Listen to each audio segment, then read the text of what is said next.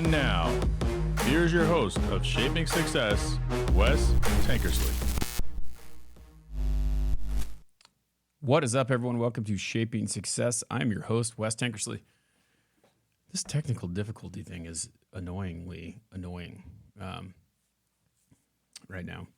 I'm streaming live on TikTok and everywhere else that it comes out on. We got you on TikTok, Facebook.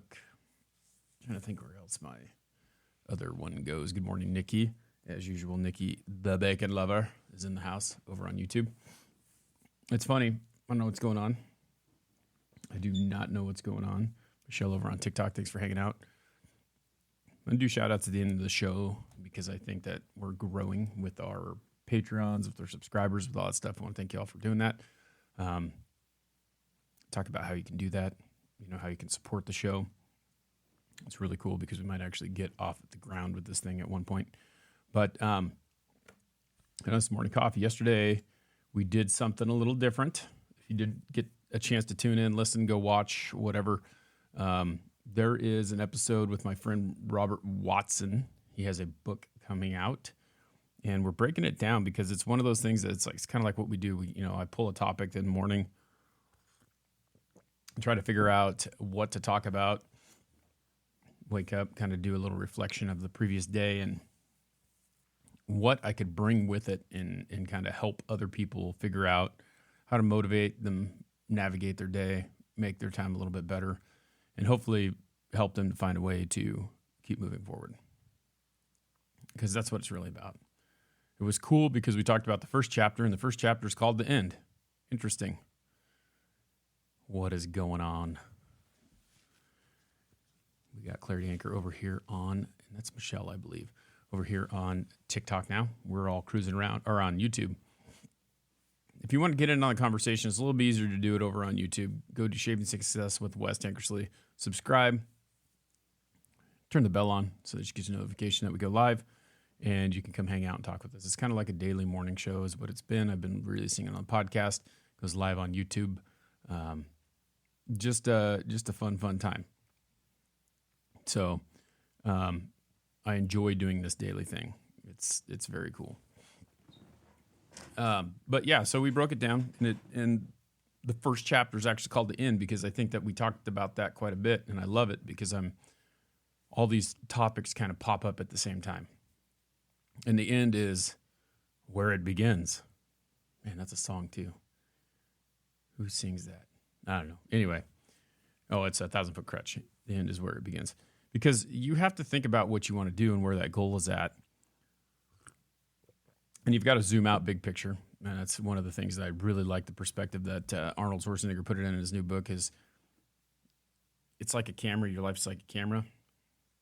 And you just zoom way out. And you look at like what you want. And then you start zooming in and looking at all those little achievements and what you have to do in order to get to the big picture. So then you zoom back in and work your way back. And that's how you have to look at goals. That's how you have to look at the things that you want to do because you have to figure out the way to make it happen. And in order to do that, you have to plan. And it's not like the plan you have to stick to the plan because sometimes the plan doesn't really go the way it's supposed to go. And I know we've talked about the hamster wheel before where you feel like you're running in a circle and you're just going one direction, but you're not getting anywhere. And sometimes you have to take a hop off the hamster wheel to keep moving forward because that's the way that it works. It's not always going to be easy. It's not always going to happen in the time that you want it to. But I was going through and I saw a TikTok that I had posted a couple years back. It was a duet with a guy named Leonard. I don't know that he's on TikTok anymore. I haven't seen his videos anymore because that's the way that it happens. Sometimes you see him, sometimes you don't. We follow each other. And he was talking about this. He says, you don't get the life you deserve. You get the life you attract. And I started thinking about that. We talked a couple weeks ago about how you're as good as the 5 people that you spend the most time with. Well, the reality is that the 5 people that you spend the most time with are probably a lot like you in those ways. And if you don't like the way that they are, or you don't like the way that you are, you have to change something. You have to be willing to let those 5 people go and find a different 5 people, or maybe you need to let one of those other people out of the circle so that you're able to make a change. Because you attract those people based on the way that you act, based on the way that you do things, based on the way that you interact with other people. So if you have a positive attitude, you're going to attract positive people. And again, like we've talked about before, it's not always easy to be positive. But I found myself lately not going through the motions, but like going through the fact that, like, could it get any worse? But how good is it? You know, the last couple of days at work have been super crazy busy for me. We have holidays, right? And we have people who will come in and we'll give them a quote before the holidays. They're like, well, it's not ready. We'll let you know. And a lot of people, this happens every single year because this is the fourth year that I've been through Christmas and Thanksgiving and New Year's, because that's kind of when the slow time is for my job. And usually the week before Christmas, you spend quoting out stuff and doing things that you know you're not going to get someone to buy or pay for or get the sale that day. And for me, it's really funny because I was talking to my account coordinator is taking a month off because she's moving, and I'm working with a previous one that I've worked with before. And she was just like, I got to get this figured out I've got to get on top of my game because you're different than the other person that she works with. So like, I'm super quick. I get my stuff down.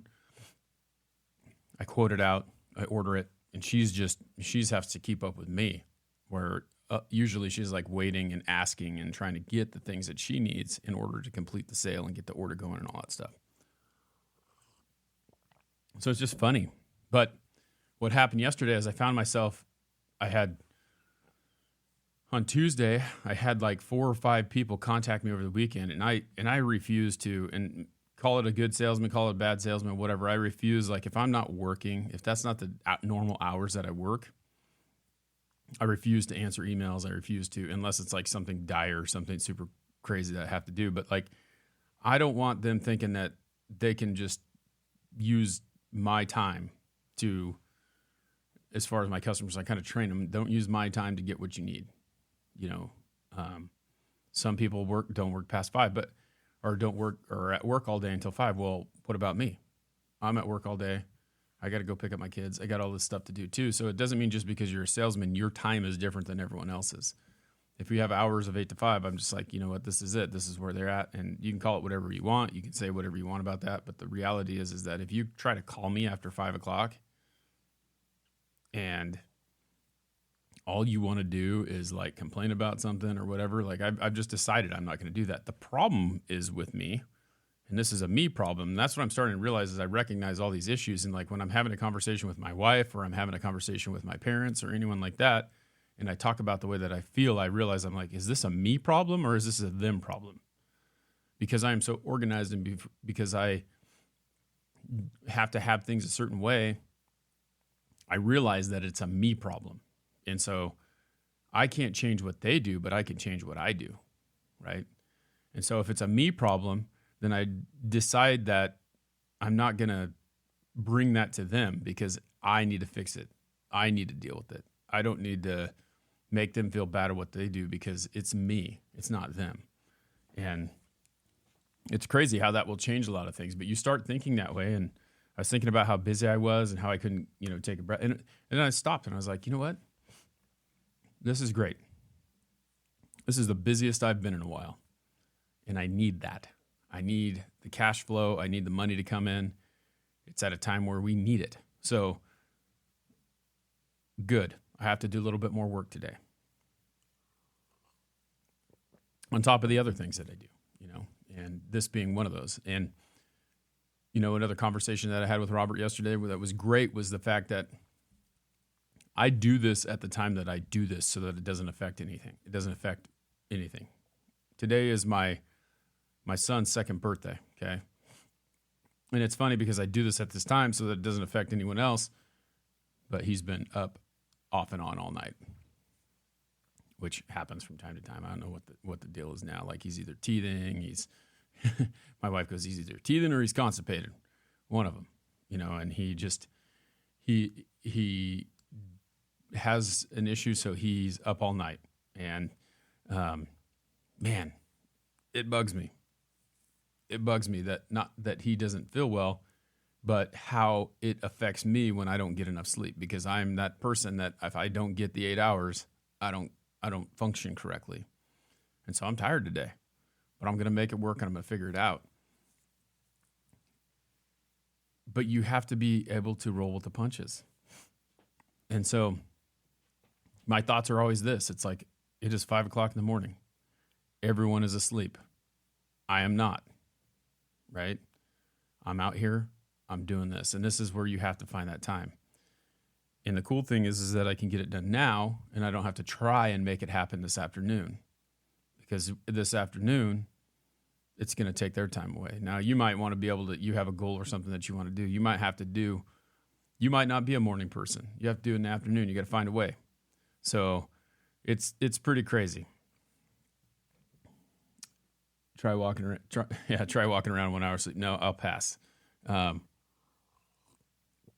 That's the thing. It is what it is. I'd make it work, but I can't function that way. So back to the people that you're around, the people that you, it's funny that you say that. He says, it's not my choice. It's called stress. I get it 100%. Like I've been there. And if you're one of those people like me, what happens with me is like I go to bed and I'll get a couple hours of sleep, but then like something will happen. Like I'll hear a noise or my kid will start crying or something will bother me. And then what happens is whatever is going on in my life, I will start to think about it and then I can't go back to sleep. So I get it. I understand. That could be stress. I went through a period of time last month or 2 months ago when I thought I was going to have to sell the house and all that stuff. So it's tough. And I wish I had some tools to help you go back to sleep, but I don't know. Tylenol PM is my friend, and that doesn't always work either. But again, I keep feeling like ramble. You'll hear me say ramble. It's just kind of the way it is. Sometimes I'll say some stuff and I'll talk about something and I'll get caught on a comment, and that's what this is about. Let's talk about it. Let's throw out the comments. Let's get this conversation going. Your brain be braining. Yeah, the interview that I did yesterday with Robert, I talked about how him and I talked about, and it's not an interview, it's a conversation between the two of us about his book. But we were talking about things, and as he's saying certain things, I'm just sitting there and I'll like kind of, how does that relate to my life? How can I use that as a tool? How can I be a lesson to me? And it's being curious about the things that you hear and being able to think about how you can relate them to everything is super helpful for me. But you don't get the life that you deserve. You get the life that you attract. And the thought in that is, like I said, with the lesson, you're around these 5 people who are terrible, and then you end up kind of getting that, I'm trying to think of what the word is, but like it kind of just, it melds. So that energy they give off, and I think it's weird because energy, like when you talk about energy, I think that it's weird. It's like, it sounds kind of like mumbo jumbo. Oh, the world is full of energy. And it is. It's weird to say it that way though.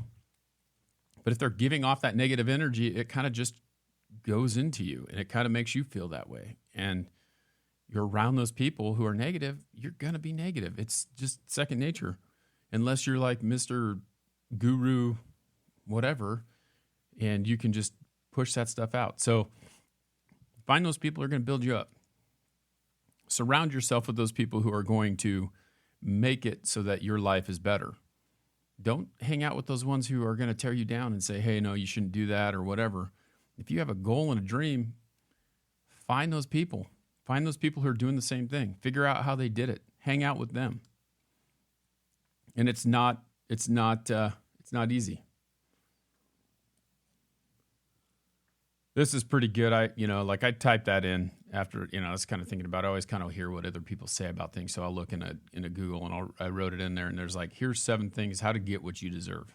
Okay. 8 things how to get what you deserve.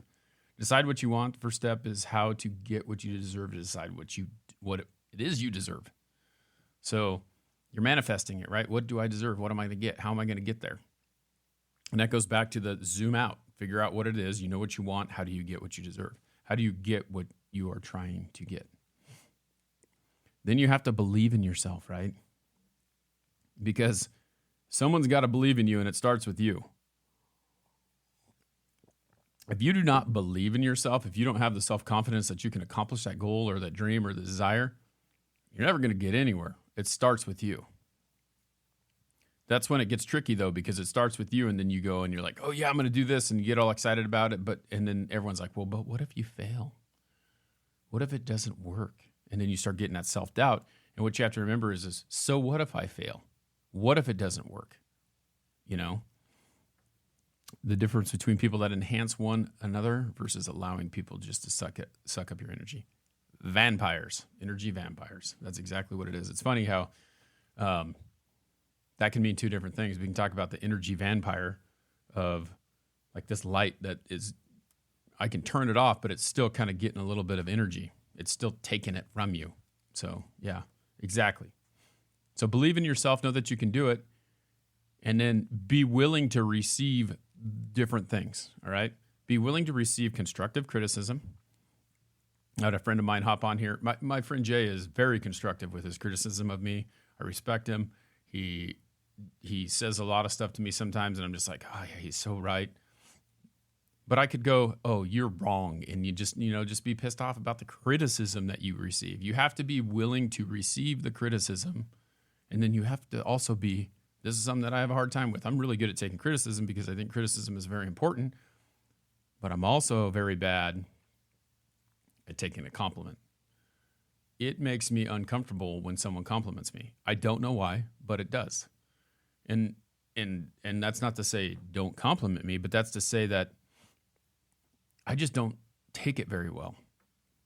I think that I'm trying to do, like, with the mentality that I have, that trying to do everything that I can do to be the best I can be no matter what every single day, I shouldn't get a compliment because I'm just doing what I should do. And that's always been the way.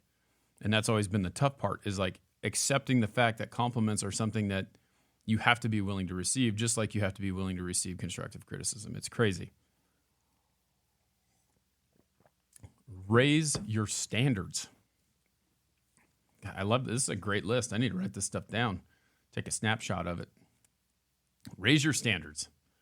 We sit here and we think about the standards that we have. I love Grant Cardone because he wrote this book called The 10X Rule, where he talks about raising your standards. Any goal or dream that you have, you typically will set the standards too low. You're going to sit there and go, well, I need to make $100 today as a salesperson, right? And that's where you set it. All right, my goal is $100. Well, if you go into that knowing that you're going to get the bare minimum, which is $100, and that's what you're going to try and do, that's all you're going to go for. And chances are you're not going to reach that. You're either going to get 70, you won't get the whole percentage of what you're looking for. So set it higher. You're going to make $100 today as a salesperson. I need to make 1,000. What am I going to do to make 1,000? Because what if I set that goal as what am I going to do to make 1,000? You may not make that 1,000, but you're going to make a hell of a lot more than 100 because you're pushing to make that happen. You're working harder. Northern Border Cowboy is over on TikTok. Good to see you, my friend. Touching on that idea with Rancher. Rancher is an awesome guy. If you guys haven't checked that out, we are trying to get Brian Sales up to 1,000 so we can get him in there too. Because if you don't know Brian, he's in here from time to time as well. But yeah, I mean, you have to set that standard higher because if you do, you're going to reach your goal and then some. And what happens when you reach your goal, right? Like you sit there and you talk about like, oh, I'm going to make $100. What happens when you're done? Are you going to try and like, I'm not going to make any more? So what's the problem in setting it higher? Okay. Let's see. We got a question here. What are your thoughts on trying to explain the difference between managing and controlling? I had a coworker try to tell me that managing is controlling. I disagree. managing is not controlling. I feel like a good manager is someone who will see what needs to be done and then will also involve other people in the conversation. And it's not like, hey, you're going to do this, you're going to do that. I mean, they do have the standards and the goals. They have the outline of what needs to be done, but that doesn't mean that they're in control of you. They have a goal that needs to be done, and they will manage you to get the best out of you to get what they need to do. Embrace change. Man, embracing change is freaking crazy. It's one of those things that no one likes. I had a conversation the other day with someone at work who was talking about we're going to get a CRM, and there's going to be people who aren't going to like it. You know, and for those of you who don't know what a CRM, it's kind of like a managing system that kind of manages leads and makes sure that you're tracking things and helps you with marketing and things like that. But what does it mean? It means you have to enter a bunch more data than what you're used to entering. And it's crazy. It is crazy how people will be upset with change. They don't like change. They've been doing things this way for so long. And I'm always the person who wants to make things better. So I embrace the change. And if I don't like it, I figure out why I don't like it. And I try to either change myself or have a solution to why this isn't working for me and figure that out. No one, this is another quote from Arnold's book, no one ever got anything done by whining it into existence. Your goal isn't going to happen just by you whining about the things that don't happen, right? So no one ever made anything happen by whining about it. They had to do the work. So you have to do the work. You have to figure it out. And always whenever you have a problem, come with a solution. And, you know, that's one of those things that, like with management that we're talking about over here, is they may have a problem with the way that you're doing something, but they don't have any idea how to fix it. They may not find something that's working with you, but they could find another way to motivate you, and they have to be willing to be a problem solver. Being a manager is being a problem solver. That's all. It's just like a coach. It's like you can't yell at one kid and then go over and, you know, praise another kid. As I told you before, I have a hard time taking compliments. So when you come up and you compliment me, it's not, you know, that's not it. That's not going to work with me. So how do you motivate me more? And for me, it's like just challenging me, but I'm a different person. And not everyone is that way. But you must embrace change.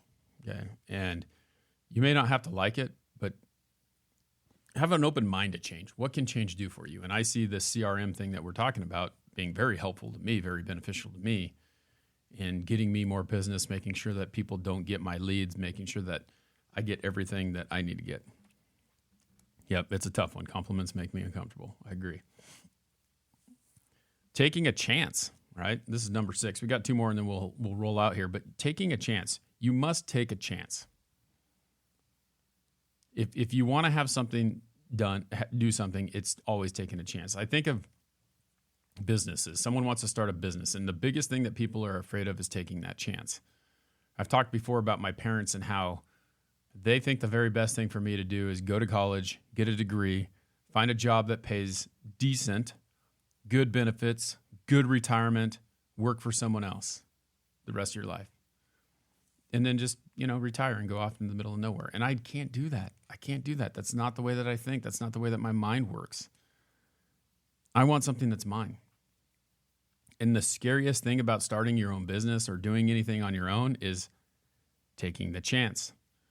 Because you have to step off that ledge, off of that curb, and get on the road. And I remember when I quit teaching. I remember when I quit working at Les Schwab for 11 years. I had a job that I could work at and that I could do, and I was making good money. But I was working for someone I didn't like, and I was doing something for someone else. It's like, forget this. Went back to college. I taught for 4 years. Same thing. It was like doing something for someone else. And it's always a tough decision to make a change. It's always a tough decision to make a change. But taking that chance, once you do it, like I feel like the really hard part is talking in people into taking the chance. Because once you do it, you know, it's all on you. You've made that decision and you have to figure out a way to make it work, and you do it, but you feel so great about it. Like when I quit teaching, I was scared to do it because I was going to a job that was 100% commission. but I figured it out. And once I realized that there was more to me than what they were allowing to be, it was crazy. It'll kind of set you free. Yep, no one ever made it by doing the same thing everyone else is doing. 100%. Building confidence. And this building confidence comes with just doing it over and over again, right? We talked about yesterday about Michael Jordan and how he practiced harder than he played. And I doubt that he practiced harder than he played. I'm sure he practiced harder than he played, but he practiced so hard that play was so easy because he was prepared. So you've got to practice. You've got to build your confidence, and that comes with doing it. If you do something one time, so it's hilarious because you remember these S's that you drew when you were in middle school. I've been just sitting here drawing these from time to time on certain lives and things that I'm doing. They look like crap. But every time I draw one, it gets better. And that's how you build confidence in something that you're doing. You have to build it. You have to do it over and over again. You have to keep working at it. Okay? So build your confidence. And this very last one is the key to everything. Okay? This is a great list. But the very last thing is the key to everything. Don't give up.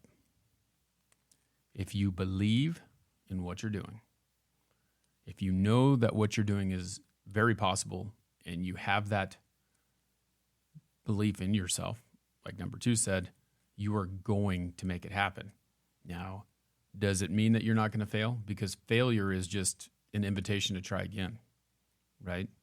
And if you believe that and you know that, hey, I didn't make it this time, but I could make it next time because you're practicing, you're doing the work, you're embracing the change, you're embracing the suck because it's terrible when you fail. It feels that way. But as you get better at failing, you'll get better at completing the task. And the funny thing about people who want more is that they will keep going no matter what. Even when the fail happens, they're like, screw this, what can I do now? And then that practice, reach the goal, and all those things that happen, once you reach that goal, I can guarantee you, if you've done all these steps and you're trying to reach that goal, you're not done. You're going to set a new goal. You're going to try again because you want to keep going, keep moving forward, keep building, become stronger every single day. That was my pin drop. Wasn't a mic drop. That was my pin drop. But that's it. That's what we got for today.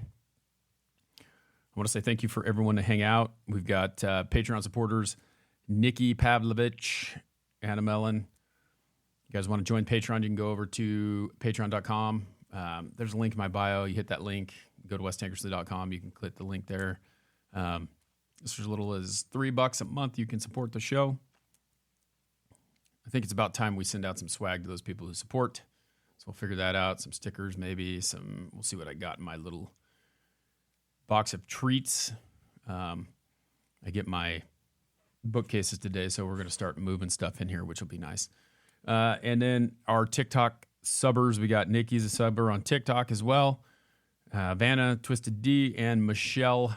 We appreciate you all. Thank you for supporting the show, helping it grow. And until next time, I challenge you to find the shape of your success.